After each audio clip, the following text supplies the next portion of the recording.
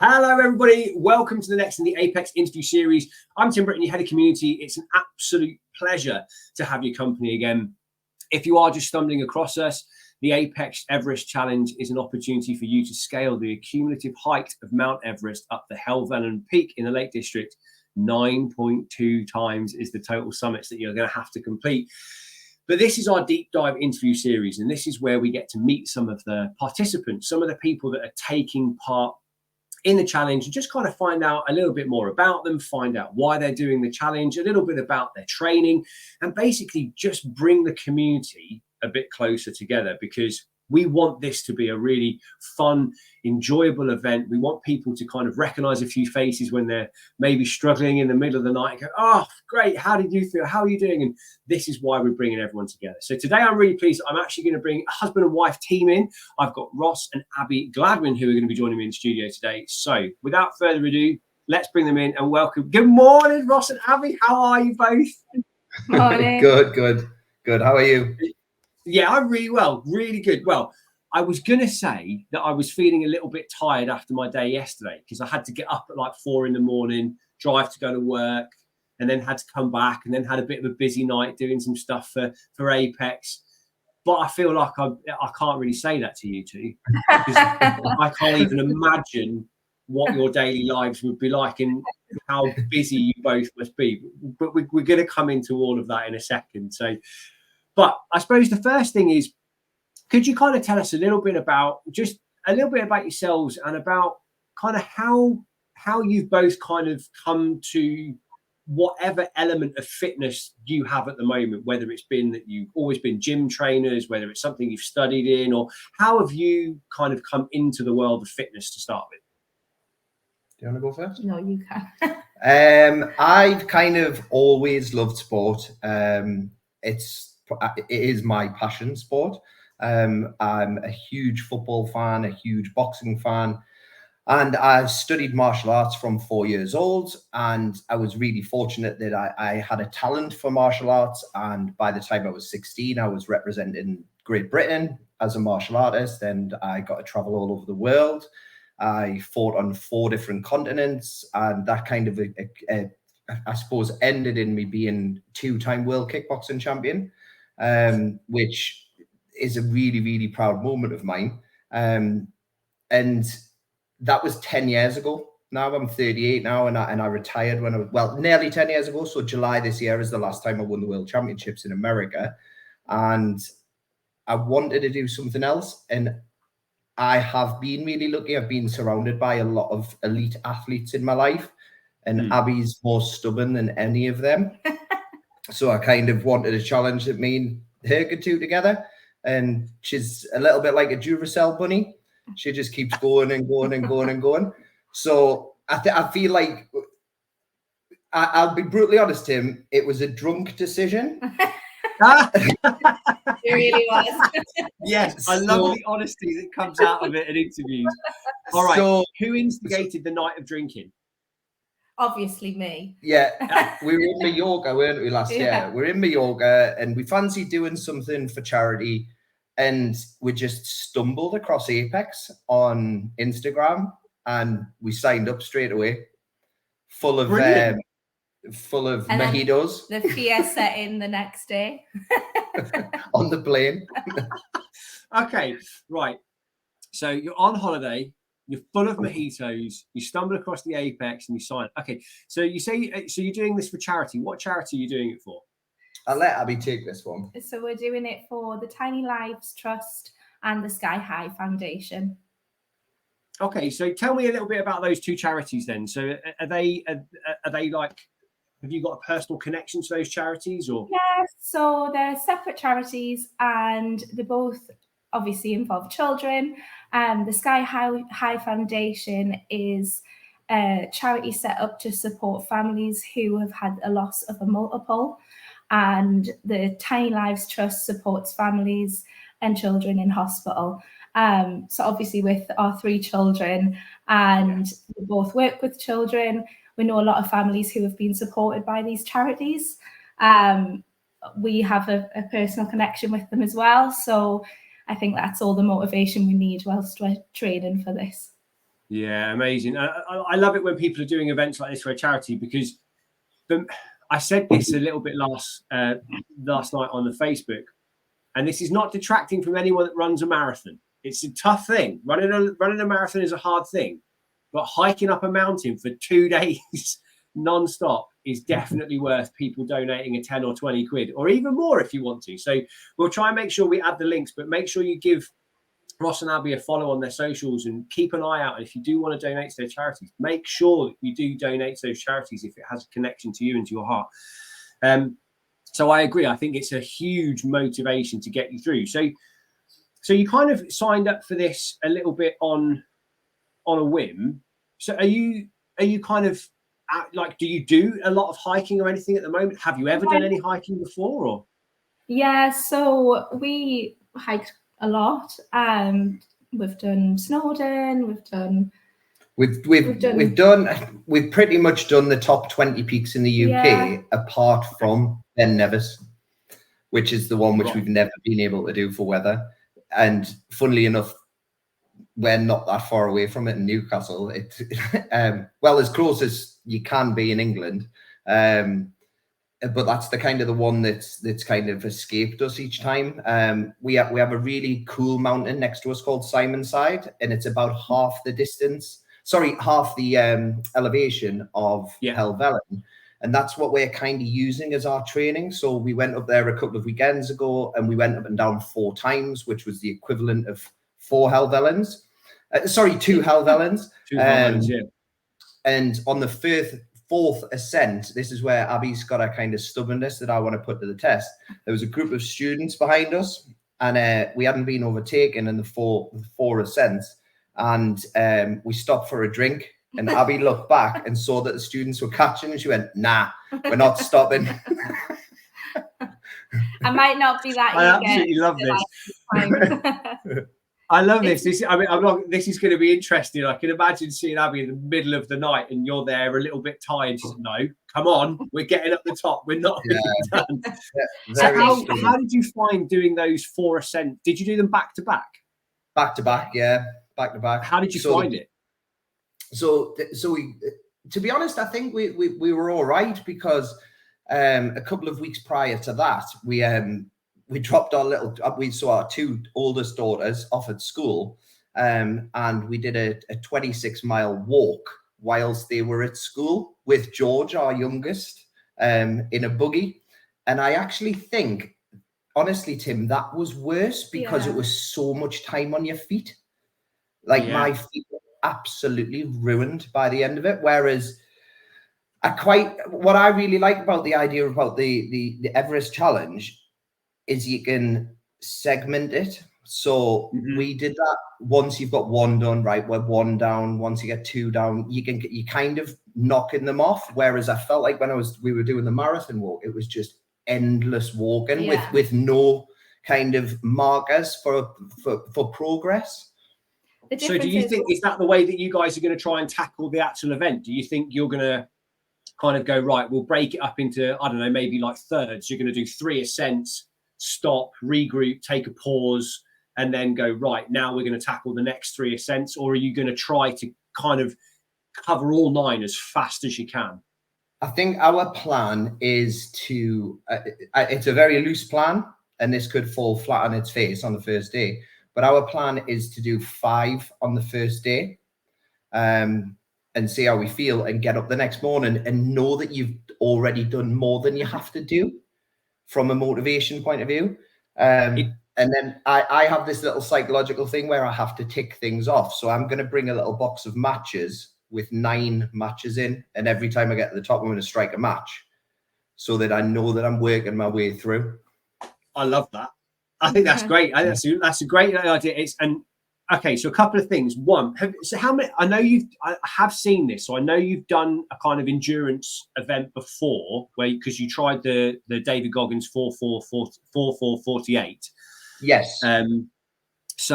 But one of the key things in a lot of endurance events, and they often say this, is to try to break the back in the first half.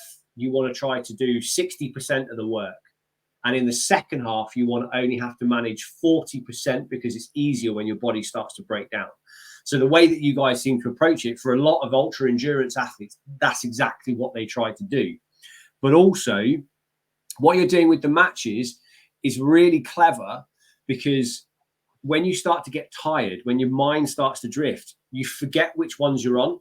So actually having a solid visual every single time, going, no, I can physically count them. It's a really good way to kind of go about doing things. So that's really interesting. But I mean, I love the fact, how old is your youngest?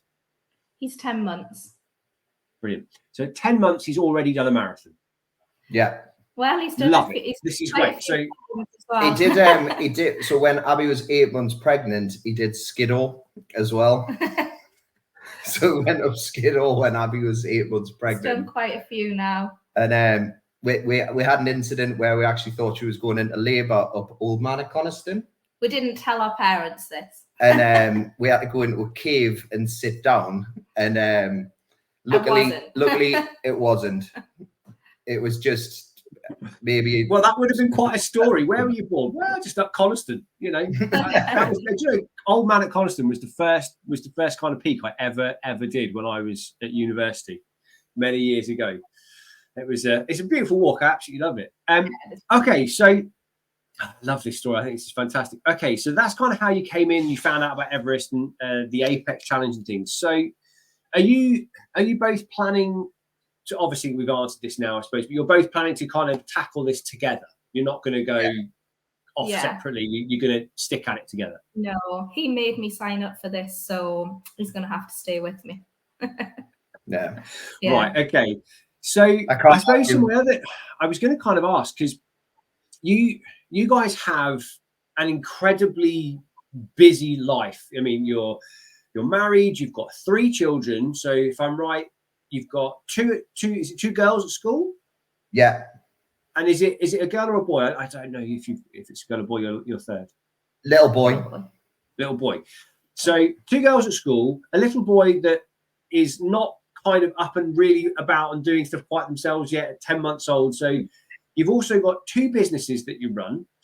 So you're both kind of working, and I'm assuming, Abby, you're probably doing a lot of stuff in the evenings and on the weekends with your one, because you've got this theatre school, this theatre academy that you work with the youngsters. So how are you finding trying to schedule in your training? How are you finding trying to tackle juggling this kind of balance? Because this is something that we've been getting quite a few messages about, is people asking and saying, how do I get this in? How do I do this types of training? And also, are you just focusing on mileage at the moment, or have you got any other kind of sort of strength and conditioning element that you've added in, or that you're thinking of adding in? Do you want to answer? I think we've kind of done both. So we've tried to go from a half marathon to a marathon, and trying to do that with our youngest, and then adding in the climbs as well. We're quite fortunate that our parents have had the kids whilst we've done a couple of them, but our children really are quite keen to be involved as well. So we've done Simonside as a family, and they really want to do Health Ellen. So we're going to try and do some training as a 5. Might not be fast, but we're going to do it as a 5. We both do training. I do CrossFit, Ross trains. So we're just adding in that as well. Anything else? I would, my biggest bit of advice, I think, is we have got very, very busy lives, and which everyone has, probably because everyone's got very busy lives. But I think what me and Abby have tried to do is we always have Fridays off work, because Abby works every Saturday because of the theatre school. That's when children are off school. And I work every other Saturday in my clinic. And a Friday, what we've tried to do is, yes, we are getting our mileage in on a Friday, but we've tried to make it interesting. So we'll walk maybe 8 miles to a restaurant, have a really nice lunch, and then walk back. So we're still being social. Yeah. And that's what I think is a really good thing about this challenge. It's not me going out by myself trying to break a 20-minute 5K or whatever the challenge was, where it's just individual. And it kind of quite suits our life. Abby does quite a lot of miles through the day. Just instead of driving to a baby event, she takes little George to baby yoga. She'll walk to the event, where it may be 3 miles there and 3 miles back, which gets 6 miles. And by the end of the week, we both use Garmin's or kind of smartwatches, and we're aiming to get a good 30, 40 miles of walking distance each week. Yeah, I think that's really, I love that. I love the idea of using your everyday lifestyle to encourage that mileage. Because I think a lot of people get caught up in thinking that it has to be like a specific workout. It's got to be a scheduled in training session, but that's not necessarily the case. It's all just time on your legs, time in the body, making sure that you're up and moving about, and also, just like you're saying, accumulating that mileage over a greater period of time. I think people get too focused on the 24-hour periods.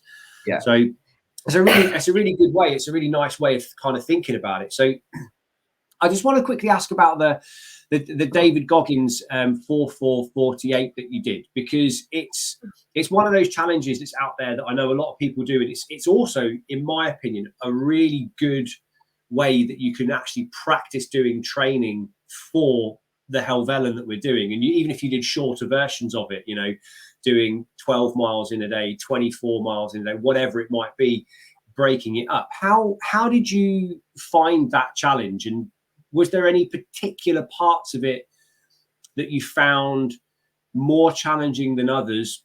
For example, maybe it was the lack of sleep or something like that. And if so, how did you tackle those difficult parts? The lack of sleep was the really difficult thing. For me, the Goggins challenge, I found the Goggins challenge difficult, but I did another challenge called Endure 24 2 years ago. I've done that twice now. No way, that's what I'm doing in June. Yeah, and I did Endure 24 as a pair twice, and that was worse because... Don't tell me that. Don't say that. Don't say that. I'm doing it as an individual. Oh. I feel as though that was really good training for it, because it kind of made your legs realize that they weren't going to recover. They weren't going to recover, and you have to slow down. You have to slow down. And I think what me and Abby are trying to really be mindful of this time is to not go too hard too soon. Yeah. I think you're better off speeding up at the end. That would be my advice to anyone. I have been looking at, I've done the Goggins, I've done Endure 24 a couple of times. I ran Hadrian's Wall, which was 70 miles. And on Hadrian's Wall in particular, we started far too quick. Yeah. Far too quick. And we should have been run walk at the beginning, and we didn't. We ran the first 15, 16 miles, and it absolutely killed us. Yeah, I think, I mean, it's good advice, especially if it is people tackling these challenges for the first time. Obviously, I had a plan, and I'm going to heed your advice for Endure 24 now. But yeah, I think it is a good point that a lot of the time I think people get and allow their adrenaline to kind of take over them. They allow the experience and the atmosphere, and they go charging off, and they carry on that ridiculous fast pace. So it's good advice, I think, for a lot of people out there trying it. Abby, have you done any kind of endurance events yet, or is this going to be your first kind of proper one? Yeah, so this is my first one. Excuse me. So I never planned on doing an ultra ever, but we obviously got drunk and signed up. But I think, especially from having George last year and getting my fitness back, it's been quite a good goal. I'm absolutely terrified, but I think obviously Ross is quite experienced in this kind of thing, and we make a good pair when we're doing things like this. So hopefully that'll be good for when we're training and getting up there. But yeah, I think it's just been a really good goal to set for myself, and it's nice to also have, like, I walk socially with friends who've got babies and things like that. So it's a good way of getting out and about with people who also have babies as well. have you? So a couple of quick. So have you? Was I don't know, but I mean, was your pregnancy and your birth and everything of your latest child, little George, was that all okay and things? Did you have like a tricky time getting back into exercise or anything, or were you lucky that you were able to kind of transition quite smoothly? Yeah, so I think because I've got the dance school, I was very fortunate that I danced right up until the day that I went into labour. So it was very fortunate that I could keep up my fitness. And then the recovery has been good. But I think what we've both struggled with is George doesn't sleep through. So I'm quite looking forward to a few hours of unbroken sleep in the tent when we do this challenge. Well, I was going to say, I mean, you guys are going to be used to the sleep deprivation by now. I mean, it'll be easy. Yeah. Okay, and then so, and are you guys? Do you have any kind of concerns about? Because I know, like my lovely wife, I've been married a couple of years, and we've been together about 14 years or something now. But I know that me and my wife, when we get tired or if I'm hungry, I know we can grate a little bit. Are you guys ever so slightly concerned that through this kind of 24 hours, 48 hours, there might be some friction, or are you guys pretty good at going, look, you march 10 meters in front of me and leave me alone for 20 minutes? So very much. So when we go hiking, we obviously, when we're on flats or when we're walking down, we walk together. But when we walk inclines, Abby has this tendency to kind of drop back, and I think she quite likes that. I think probably me leading and her kind of, you quite like just getting your head down. Own mind. Yeah, being in her own mind. But I actually think it's going to be it's going to be more pleasant when we're tired than it normally is, because when we're tired normally, there's normally somebody going, Daddy, can I do this? Can I do this? Daddy. Whereas it's just going to be me and Abs. So yeah, it shouldn't be too bad. It's basically a holiday. I love that the 9 times up Helvellyn is a holiday for you two. This is brilliant. Not that far. Okay, so I wanted to quickly ask as well. So obviously with your sports medicine background, and I've seen on your profile some of the athletes that you've worked with and that you're continuing to work with, and you've got a friend that's doing a world record attempt. Yeah. So Ian, I have a couple of cool ones at the minute. I have a friend, Ian, who I'm supporting through his world record attempt. He's trying to do the longest ever unbroken triathlon. And he's running 932 miles, biking 3,600 miles. I might have these distances slightly wrong. And swimming 290 miles, I think. And he's doing it for the Dragonfly Cancer Trust. There's a guy called Ian Lambert. It's really, really worthwhile following. And then interestingly, I've got a guy this weekend who I support competing at the Arnold Classic, the powerlifting event. Yeah, so one of my athletes, Abdul's competing tonight and tomorrow in a powerlifting event. He's going to go for it. I'm hoping he's going to get a 385 kilogram deadlift tonight. So it's obscene. Wow. Obscene. They are some monsters, each in their own individual right. You've got one, endurance doesn't even sum up what that guy is doing. That's crazy. And then lifting nearly 400 kilos, is absolutely crazy. I mean, phenomenal. So you've obviously worked with, and I assume you work with us mere mortals as well, like everyday folk. Have you, with such a background, what kind of, I don't know, like top tips or something could you give people who are maybe doing their training but are not necessarily thinking as much about their recovery? Is there anything that you think people should really try to make sure that they focus on to help with their recovery as well? Because do you guys, I assume that you make sure you pay attention to your recovery as well after you're doing all of this. Yeah. Without question, the most important thing is sleep.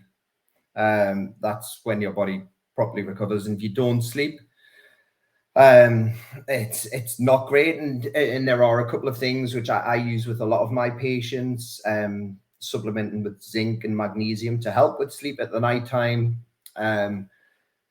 Fluid intake is absolutely massive. People just don't drink enough water, and the risk of potential injuries because of lack of hydration is huge. And then just being really careful with your nutrition. Not being I'm not saying to be obsessive, but in particular with endurance events, to make sure you eat enough. Yeah, I think that's definitely a big thing. I've crewed for some friends that have done a lot of 24-hour races, and like kind of competing GB sort of standard.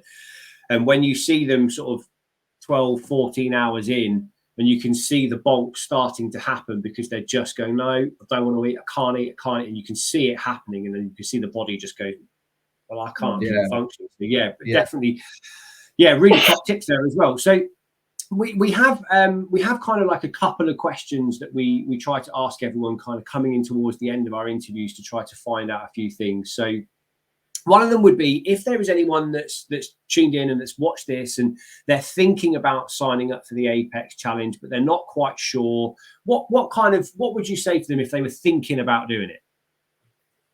I think for me, like, it is a personal goal. I'm not there to race against anyone. Ross could complete this so much faster if I wasn't with him.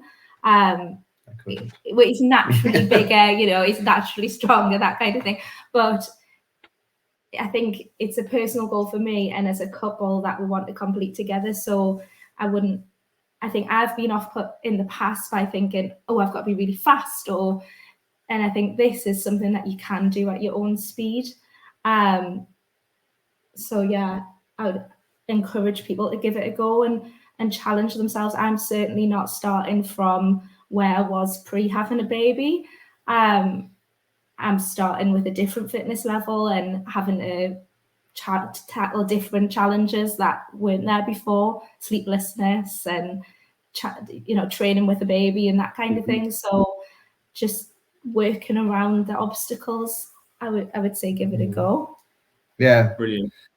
I think for people, anybody who is a parent or somebody who wants a challenge, maybe who's a little bit older, in their 30s, like us, 40s, 50s, 60s, I think Apex is a really good challenge if I use my job as an example. So ultras are incredibly damaging on your body, and there are physios all over the country getting their mortgages paid by ultra runners, and I will stress runners. Whereas I think this Apex challenge with the hike, it's going to be bloody awful on the second day. It's going to be horrible, but I don't think it's going to be damaging on your body because it's less impact. And the training as well, the training's not as high impact, and it is going to be a massive, massive challenge. I strongly believe that it's going to be harder than Goggins. It's going to be harder than Endure, because you're going up or going down. That they are the only two things you're going to do. But I don't think my hips, my knees and ankles will suffer as much. Yeah, because I think people underestimate that with running, because the sheer exertion and the amount of pressure that goes through relatively small areas of the body on a repetitive time, it takes its toll. It really, really does. So I agree. I think it's going to be a really tough, but I think it's going to be a really exciting challenge as well. And I think you're going to see a lot of transformation. I was going to say, do you guys as parents, do you feel like it's almost quite an important thing to show your children, especially even like from an early age, to kind of show to them that there is much more that the body can do, and there's a lot more? Do you kind of feel like it's setting that really good example for them as to moving them away from the modern world of just social media and gaming and being indoors and sitting, which is becoming really detrimental? Do you feel it's important to kind of show that to your children as well? Yeah, I think we have quite active lives, and the girls dance with me. They do lots of activities.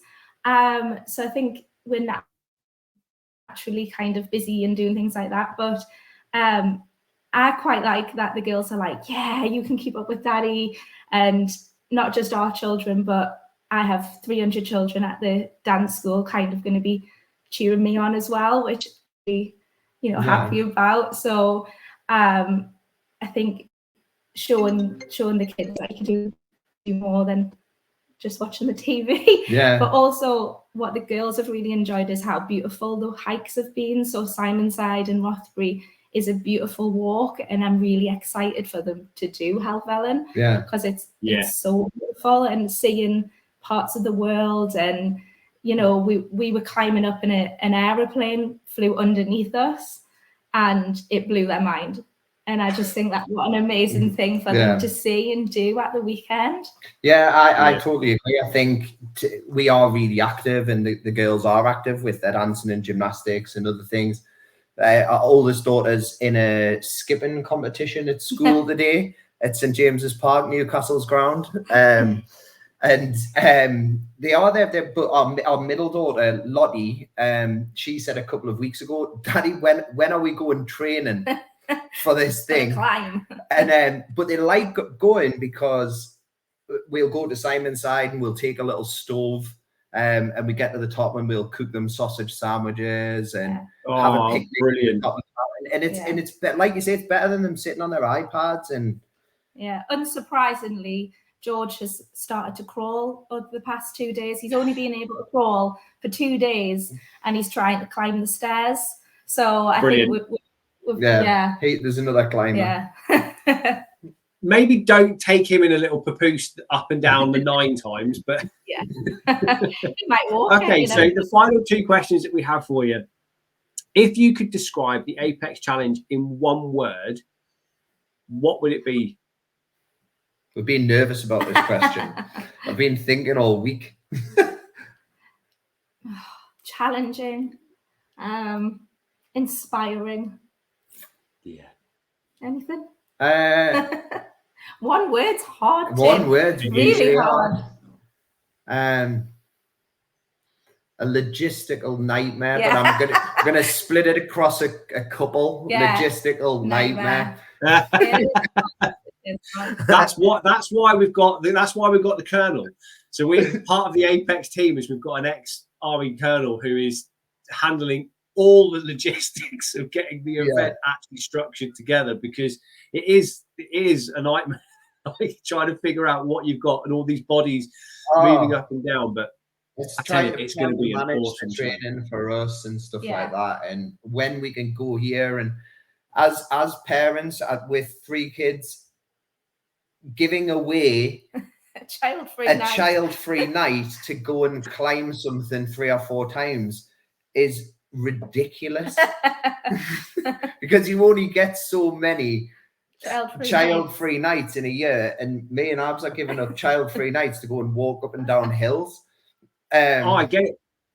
2 of my best friends, we're babysitting our godson for the day, and they booked to go and see a show in London, and I was like, well, you're staying overnight, right? I was like, that was the whole point. We got you this Christmas present so you could stay overnight. They were like, what? We get the night? I was like, they were like, and that was it. They were so excited by it. So I feel your pain for one of these nights you're getting up, but we'll try and make it. I'll see if I can come up with a little surprise for you for your child-free night. I'll see if I can come up with a little surprise that you could, a little drink. Maybe it'll be some margaritas. I'll have some margaritas ready for you. Margaritas, that'd be lovely. Yeah. Okay, and the final question is, it's a bit of a tricky one, but we always ask everyone, because this is about trying to accumulate the total height of Mount Everest and things like that, and it is the Apex Challenge.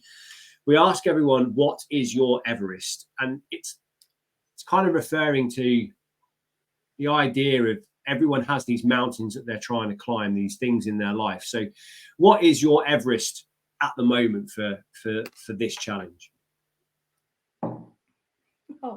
I'll go first, because I think I know what mine is. I am a much better husband, father, friend, and person at work if I am aiming towards something. Brilliant. If I haven't got something to work towards, I feel like I kind of just jump around and I become frustrated. Having something to work on and focus on makes me better in all avenues of my life. I couldn't agree more. I'm the same.